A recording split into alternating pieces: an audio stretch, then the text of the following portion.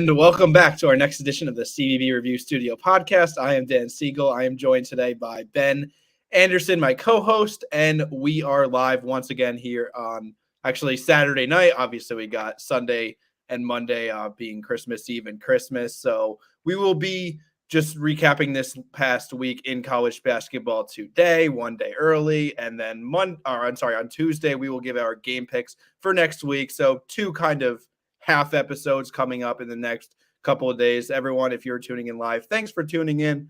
Let's get started with our winners and losers like usual. So Ben, take us away to start this episode with your weekly winner of the week. Yeah, absolutely. Great to be here, Dan. My weekly winner is going to be the Big East Conference, and specifically the parity we've seen over the first few games of conference play. The only undefeated teams in the Big East right now in conference play are Providence, Villanova, and St. John's. St. John's is currently playing UConn right now. As we are recording this, they are up at halftime by 6, 32-26, if you are interested. These are not the teams that we expected to be the only undefeated teams left after 2 games for conference play.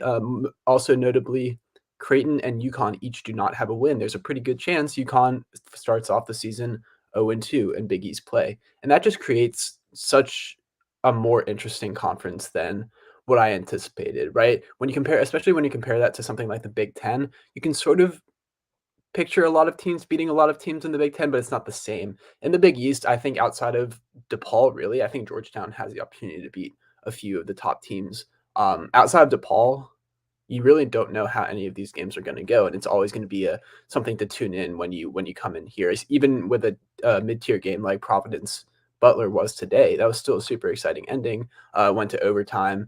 Ultimately, Providence got the win, but it was just this conference play has been a great start for the Big East, in my opinion. Yeah, and I'll elaborate more on that in our Around the Conferences segment that we will do at the end of the episode. Yeah, I mean, I was in the building covering that UConn Seton Hall game. That was great to see. It was electric. I'll talk about that more, like I said. But for my weekly winner, I'm going to go with a specific player. I'm going to go with Kevin McCullough Jr. for Kansas, who just what an improvement he has made from his first 4 seasons to now his 5th year now at Kansas. He has gone from like that solid complementary piece to a legitimate star who could be that guy in a loaded, or at least loaded in terms of their top 4 Kansas offense. And that was certainly the case this past weekend against Yale, where he put up 34 in a game where Kansas otherwise struggled. They allowed the Jayhawks to they allowed the Yale Bulldogs to really stay within the game, but ended up pulling away 75-60. McCullough was 7 of 11 from 2-point range, 4 of 7 from 3, 7 of 7 from the line. He was a fringe draft pick before this season. Went back to school. I think he's cementing himself as somebody who definitely belongs in an NBA organization. And then, Ben, let's go with our losers now. What is your loser of the week?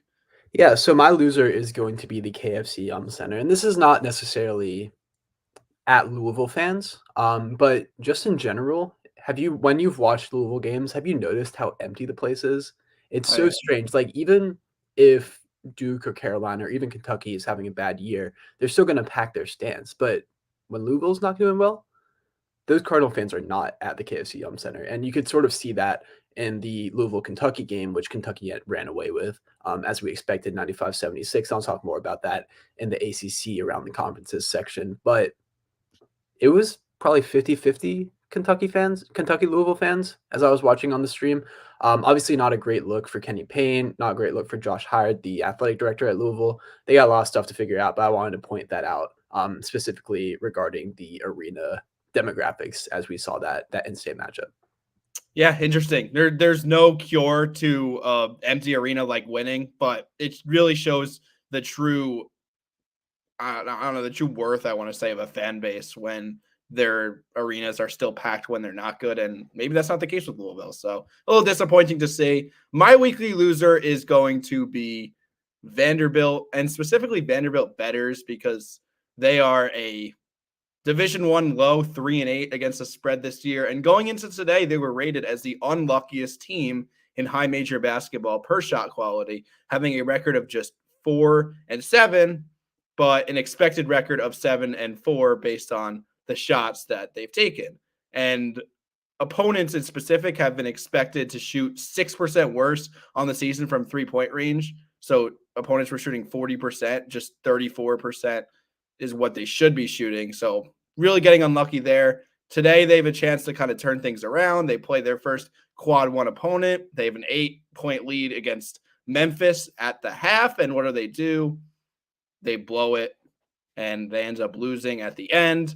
Memphis will probably be ranked in the top 15. We'll talk about them in just a second. Just a really unfortunate year for Vanderbilt, who has dropped, I think, over 150 spots from the end of last year to right now as we stand in the Bart Torvik rankings. So just tough for Vanderbilt, for their fans, for people that have been betting on Vanderbilt. Not good all around. Maybe I'll take this advice and try to fade them over the next couple of days, but we'll see how that goes. Yeah, or maybe the opposite, because how unlucky they've been getting, a little bit of regression to the mean. I don't know, but I would honestly avoid Vanderbilt altogether. Either way, let's get into our scores of this past week. So the major storylines that we've had, the games that we picked. I don't really want to look at this, but we both had a rough week. I mean, I'm falling even further below 500. This is bad.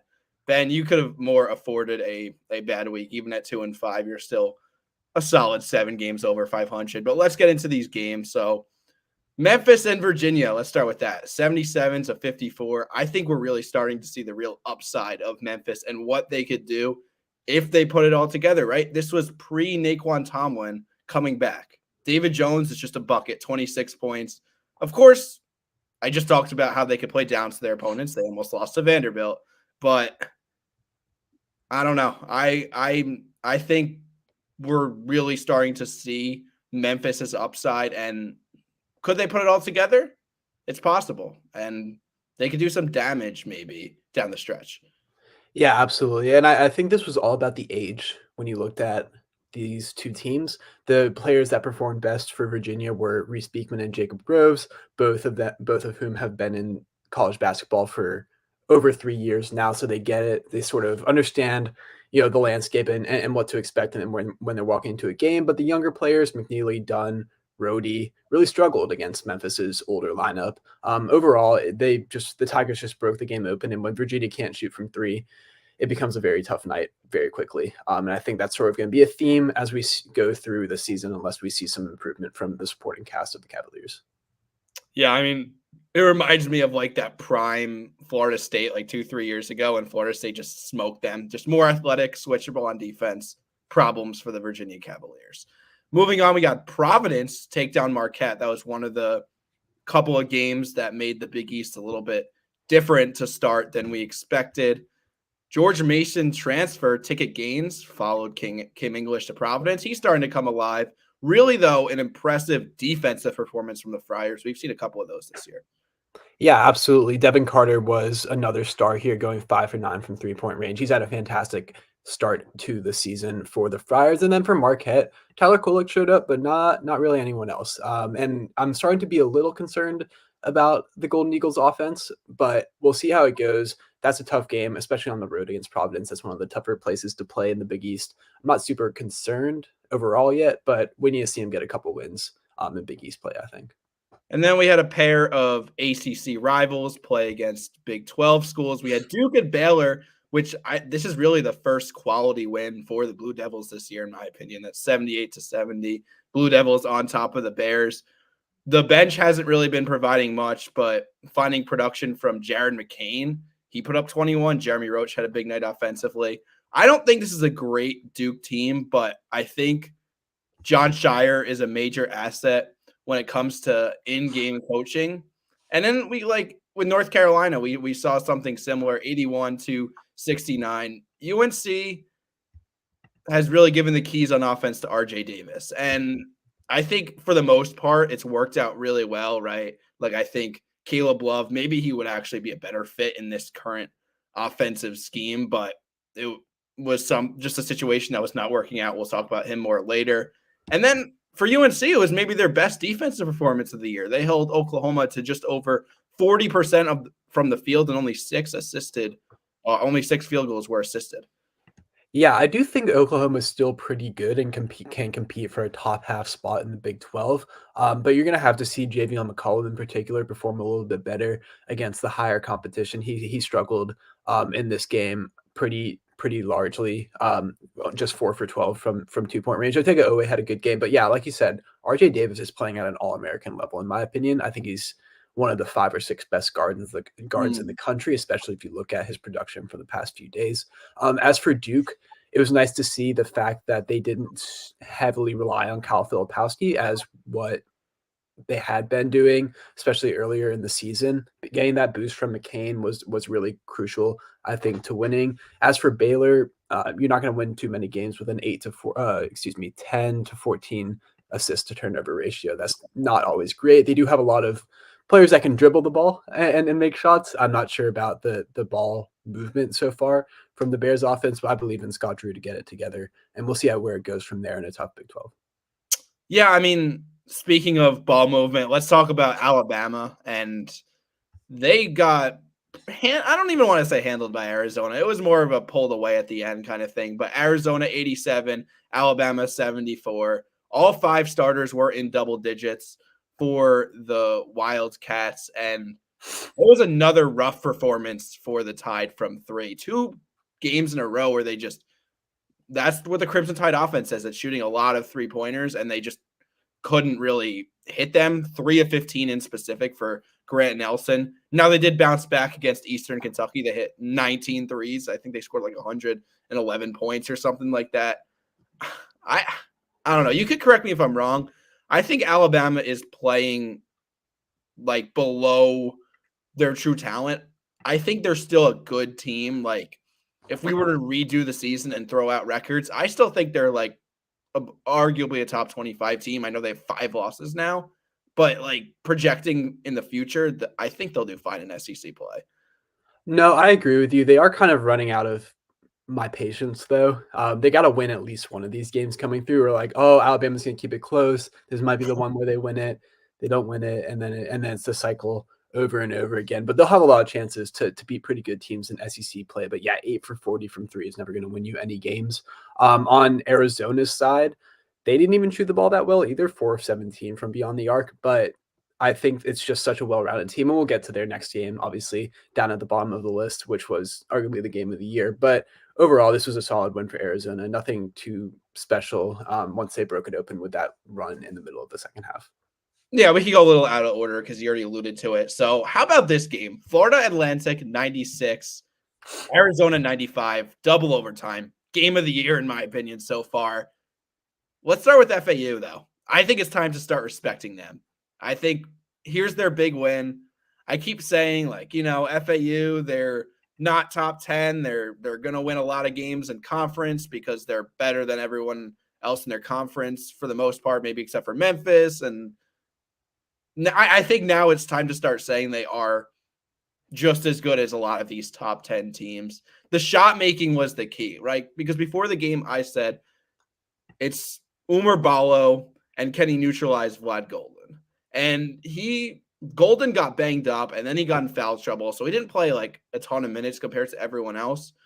But then the shot making was just incredible. John L. Davis, 35 points, some huge buckets down the stretch. So I'm done speaking down on Florida Atlantic. I'm done. Yeah, I was really worried about this matchup for the Owls because of Arizona's size at pretty much all the positions, right? Florida Atlantic's a smaller team, so the fact that they won without Vlad Golden for much of overtime, the 2 overtime periods was really impressive to me. I thought Rosado played really well in replacement of him coming off the bench. You mentioned John L. Davis finished with 35 points on 27 shots, which is just a Cam Thomas stat line if I've ever seen one.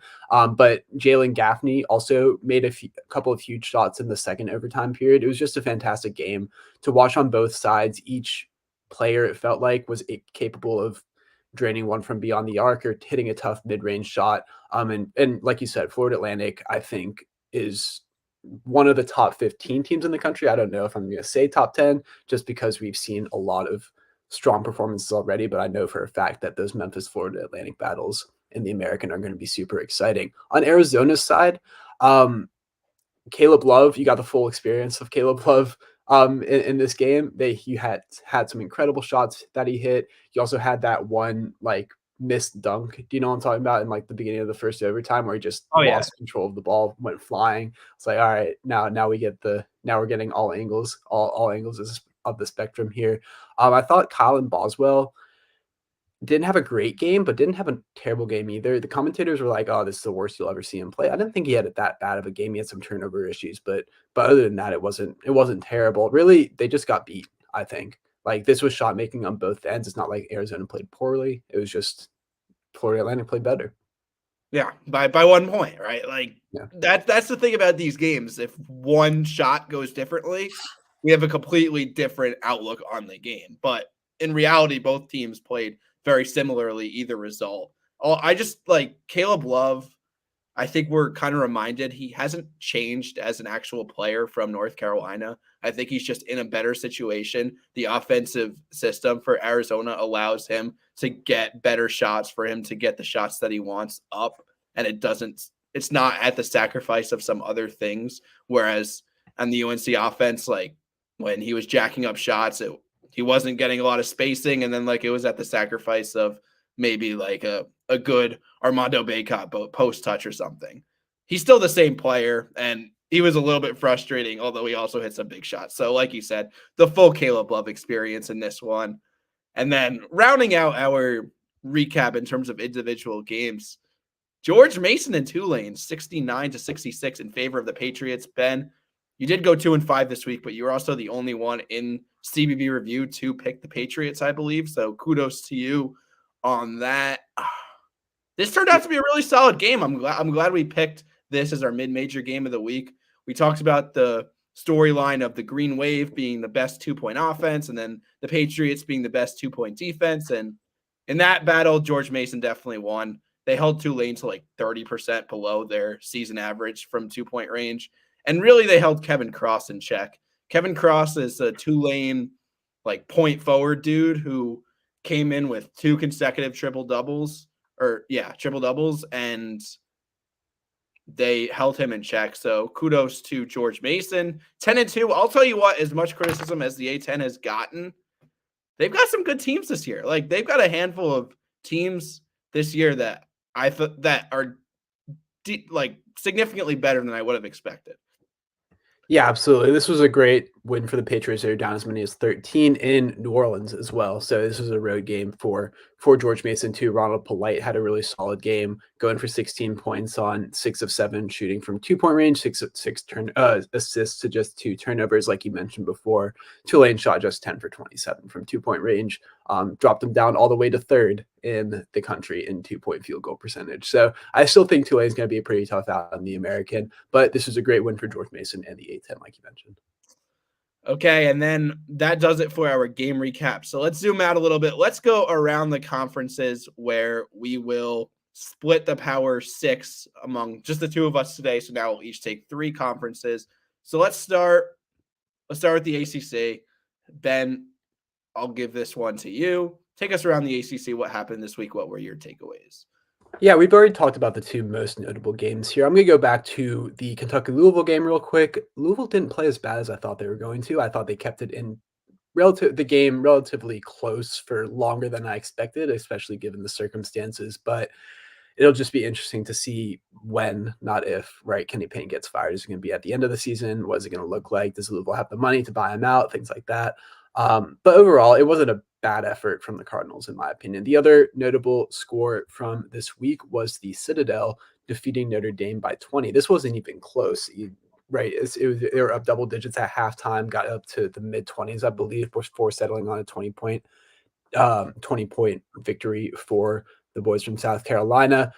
Notre Dame is the worst team in the conference, and I don't think it's super close. I think they're pretty clearly a rung below Louisville, in my opinion. So that's not great in terms of Micah Shrewsbury's first year, but we all knew it was going to be a huge rebuild. Hopefully he gets it running in year 2. Other than that, not a ton of notable things that we haven't already talked about. I'll be really interested to get into conference play once the new year comes around and really figure out which of these 5 teams at the top, those being North Carolina, Miami, Clemson, Duke, and Virginia, are actually the top tier of the league. And I think we'll find that out sooner rather than later.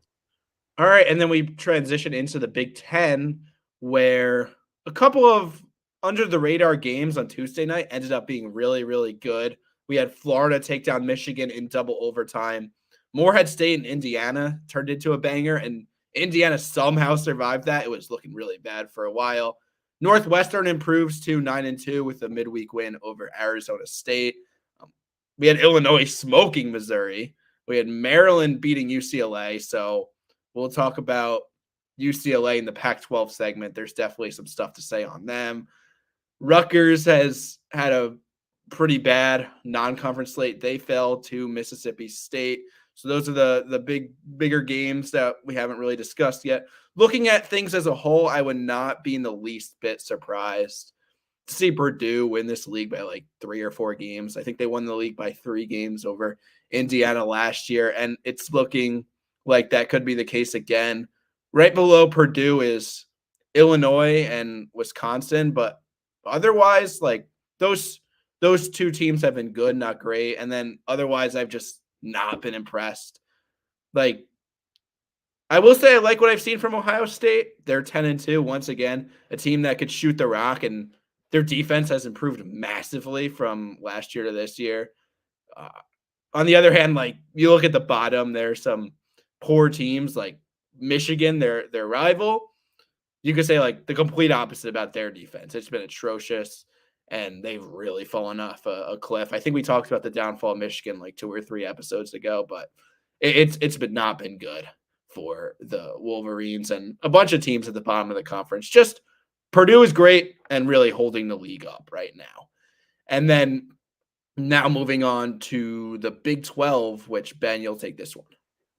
Yeah, absolutely. 3 notable results, in my opinion, from this week for the Big 12 that we haven't already mentioned. Radford defeated West Virginia on a buzzer beater from Daquan Smith, 66-65. This is not as big of an issue as I think many people made it out to be. I think Radford's actually pretty good, especially compared to the average mid-major school. But obviously, if you're Josh Eilert and the Mountaineers, you're not going to be wanting to lose this one, especially in a league that's pretty tough. I'm not sure which of the 3 of UCF, Oklahoma State, or West Virginia is actually the worst, but I'm pretty confident it's going to be one of those 3 that finds itself in the bottom of this league. We mentioned Kansas defeating Yale already. I believe both of us were on Yale plus 14.5, and they were winning at halftime, ended up losing by 15. So it was a bit of a heartbreaker for each of us there in our bank accounts. But, that happens. Kansas didn't look all that great besides McCullough. I'm a little bit worried about this Jayhawks team moving into Big 12 play, and I'm not sure they should be the favorite once we're going in here. And then finally, TCU is the one of 2 power conference teams that's playing in the Diamond Head Classic. They've gone 1-1 so far, defeated Old Dominion, but lost to a good Nevada team. I don't think this is the end of the world for Jamie Dixon and the Horned Frogs, but they should go 2-1 to feel pretty comfortable heading in back to the mainland to go to Big 12 play.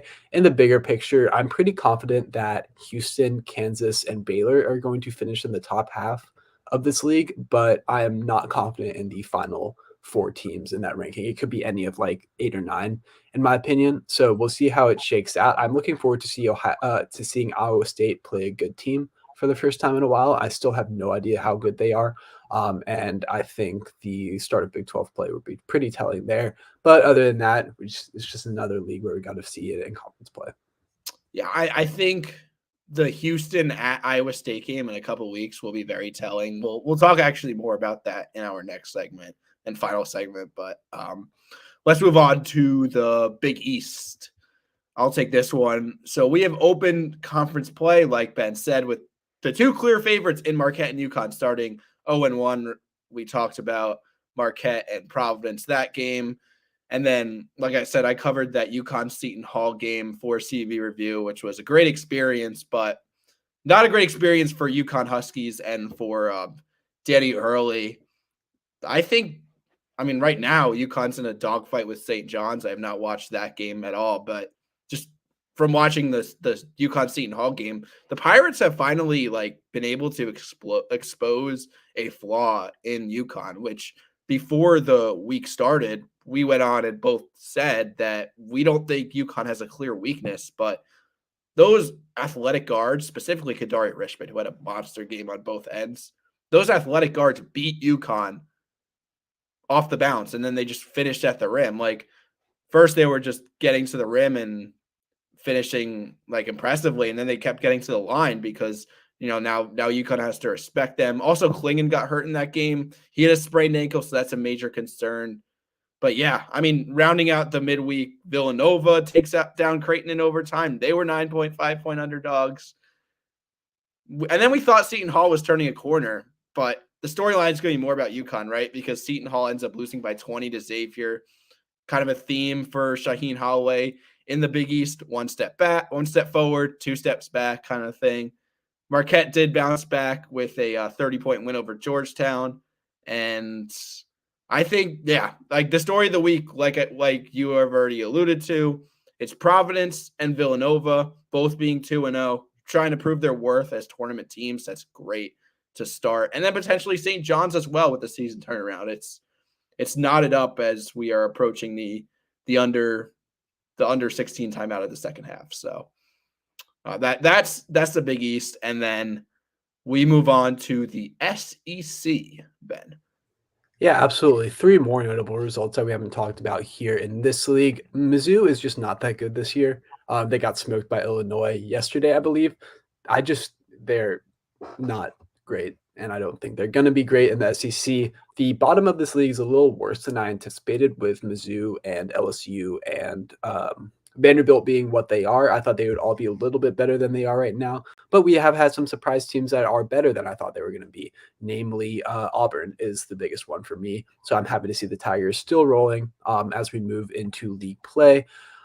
One other note here is that Florida did get a good win over Michigan in double overtime. They beat them 106 to 101, especially with Riley Kugel really being a non-factor in that game. I thought that was an important win for the Gators. It'll be interesting to see how they fare in league play. I think they could win a couple games that they probably shouldn't have, and they will probably lose a few games that they should win. And I'm really just not going to be sure about whether they're going to be on or off by the time it comes to the NCAA tournament. And then finally, Arkansas did have a bit of a scare in Abilene Christian over the week, but they did eventually pull away. I'm not super confident in this team at this point. They obviously have shown their ceiling by beating Duke, but again, we're not sure how good Duke is either. So I think we'll just have to see where they fall once we get into conference play. They were probably mid-table right now. They're definitely a tier below the Alabama, Auburn, Tennessee, Kentucky, maybe Texas A&M that I think make up the top of the SEC this year. But again, we got a lot to figure out once we get into league play. Okay, and then finally with the Pac-12, a lot of the theme has been like, we need to wait and see, but I have a few pretty clear takes on this conference, actually. So first off, I think we got to admit that UCLA is just not a good team. They've like more than just not a good team. I think they are just bad. Like they've lost 4 straight. They are now 5-6. One of their losses was to Cal State Northridge. That was on Tuesday, I believe. So it's just been rough for Mick Cronin, and he's just been so consistent the last 3 to 4 years. It's just not that way this year. We talked about Arizona and their week with a big win and a big loss. I still believe this is a top 10 caliber team. When I say top 10 caliber, obviously they'll be ranked in the AP top 10. I'm more talking about like true talent when the season ends. But then outside of Arizona, like who do you look to? Because I just don't know. Like Wazoo had a nice win over Boise State. I guess they're kind of pesky. Honestly, I guess you probably look at Utah and then probably Colorado after that. Both of them are sitting at 9-2. Both have taken care of their bad opponents, and or at least a lot of teams in the Pac-12 can't even say that. Each of them have a couple of quality wins. Like USC, I think, is the second most talented team in this conference, but they got to start winning some games. It's like the Alabama thing. They got to start winning some games before I just keep giving them the benefit of the doubt.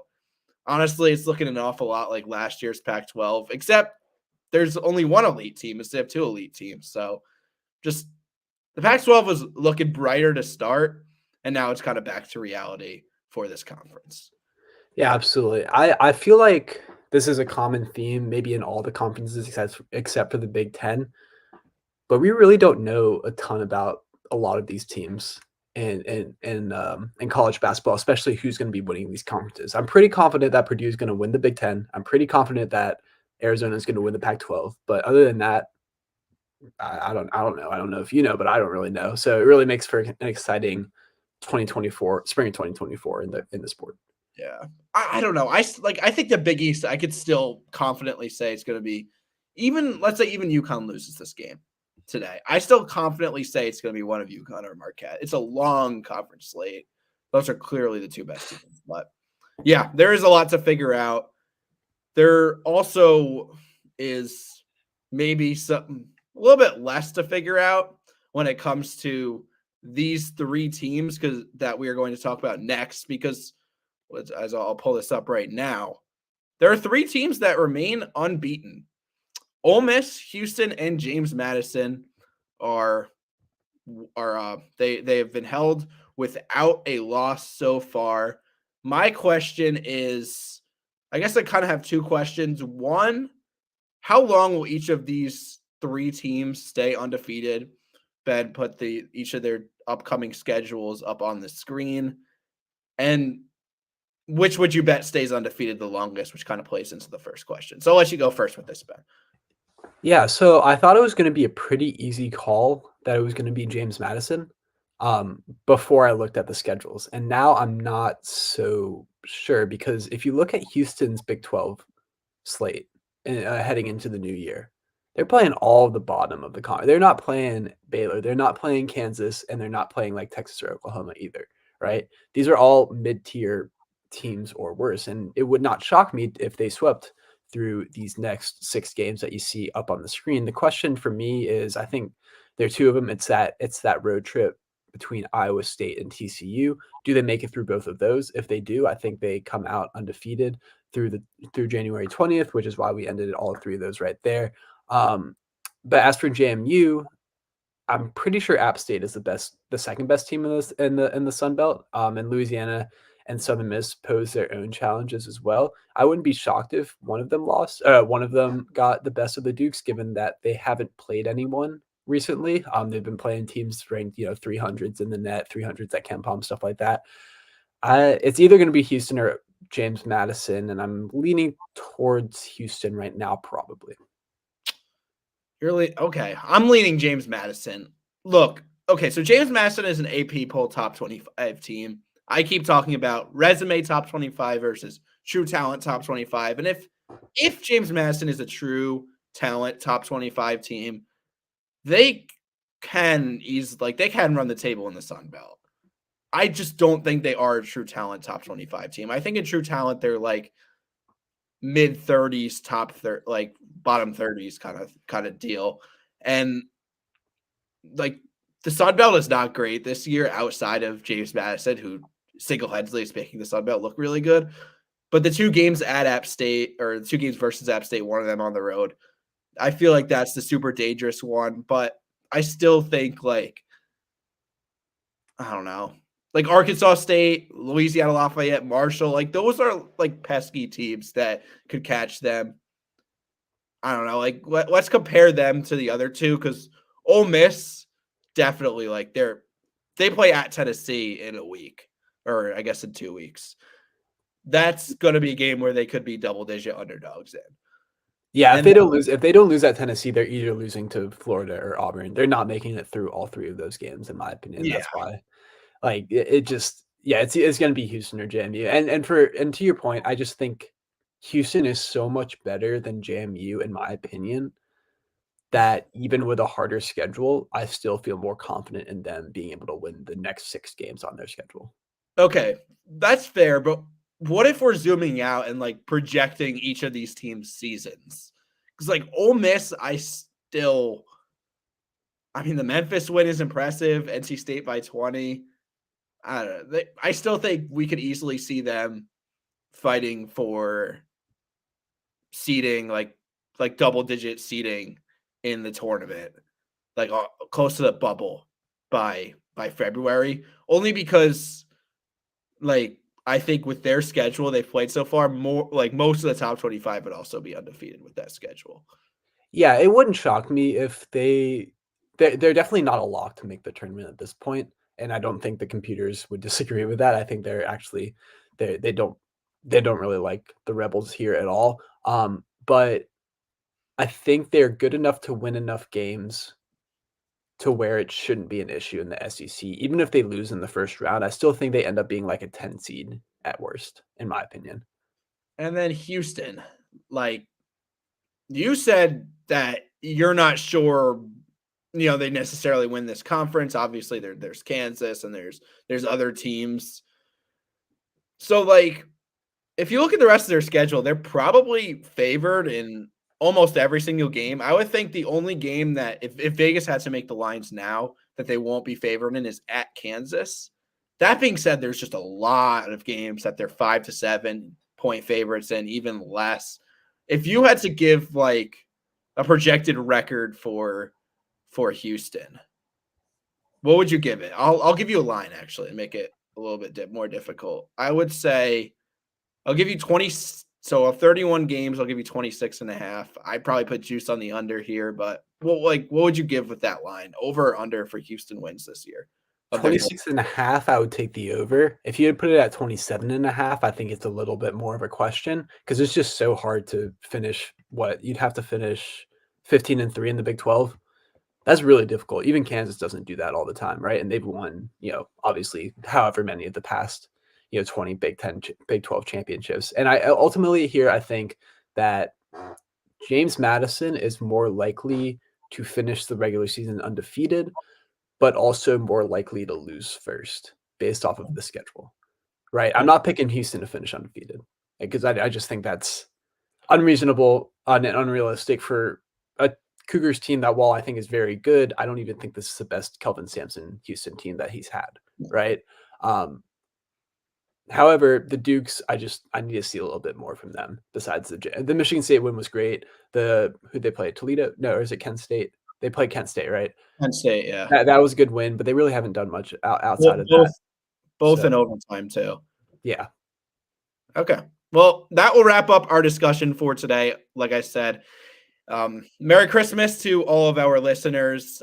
Thank you so much for your support here at CBB Review. We will be back on Tuesday with just a mini episode. We'll just be doing our game picks. It's too much in advance right now, but thanks everyone, whether you have listened live or you have listened after the fact. Leave us that like. We would appreciate it. Thanks for watching. Thanks for listening, and take care.